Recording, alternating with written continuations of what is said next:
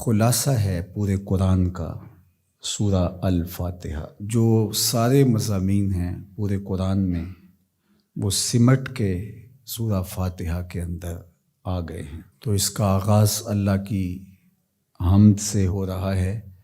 الحمدللہ، تمام خوبیاں اللہ کے لیے۔ کسی کے اختیاری حسن پر، کسی کے اختیاری جمال پر جو ثنا کی جاتی ہے، ستائش کی جاتی ہے، اسے حمد کہا جاتا ہے۔ کچھ خوبیاں اختیاری نہیں ہوتی، غیر اختیاری ہوتی۔ اگر کسی کا رنگ سفید ہے، نقوش تیکھے ہیں اور اس کی آنکھیں نرگسی ہیں، اس کے دیگر اعضاء کا توازن بڑا اچھا ہے، تو یہ اس کا اپنا کمال نہیں ہے۔ ایک شخص عالم ہے، اس نے پڑھا، محنت کی، آگے بڑھا، تو یہ اس نے محنت کر کے ایک چیز حاصل کی، تو اس کا وصف بیان کرنا اور اس پر ثنا کرنا یہ غیر اختیاری حسن نہیں ہے بلکہ اختیاری ہے۔ تو کمال وہ ہوتا ہے جو چیزیں اختیاری ہوں۔ تو اللہ جل شانہ کی حمد اس لیے کی جاتی ہے کہ اس کی چیزیں، اس کا حسن غیر اختیاری نہیں ہے، وہ اس کا اختیاری ہے۔ اللہ اکبر۔ تو کسی کے اختیاری حسن پر تعریف حمد کہلاتی ہے، اور اگر وہ نعمت کے مقابلے میں ہو تو وہ حمد شکر کہلاتی ہے، اور اگر نعمت کے مقابلے میں نہ ہو تو اس کو حمد کہا جاتا ہے۔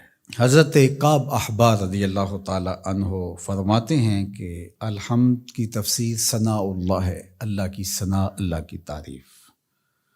اور حضرت ضحاک بن مزاحم نے اس کا ترجمہ کیا ہے الحمدللہ رداء الرحمن، یہ رحمان کی چادر ہے۔ جس طرح چادر زینت دیتی ہے اور وقار کی علامت ہوتی ہے، اور اہل عرب کندھے کے اوپر چادر ڈال کر کے جو ہے وہ ایک خاص ان کی حیت ہوتی ہے۔ یہاں گرمی سردی سے بچاؤ کے لیے چادر لی جاتی ہے، لیکن عرب میں چادر جو ہے وہ زینت کے لیے لی جاتی ہے، اور وہ آپ نے دیکھا ہوگا کہ عرب علماء یہاں کندھے پہ چادر رکھتے ہیں، تو وہ زینت کے لیے ہوتی ہے، ضرورت کے لیے نہیں ہوتی۔ تو اس لیے یہاں جو رداء الرحمن کہا گیا ہے، تو الحمد رحمان کی زینت ہے، وقار کی چادر ہے۔ ثنا کی جتنی بھی قسمیں اور جتنی بھی صورتیں ہیں وہ اللہ کے لیے ہیں۔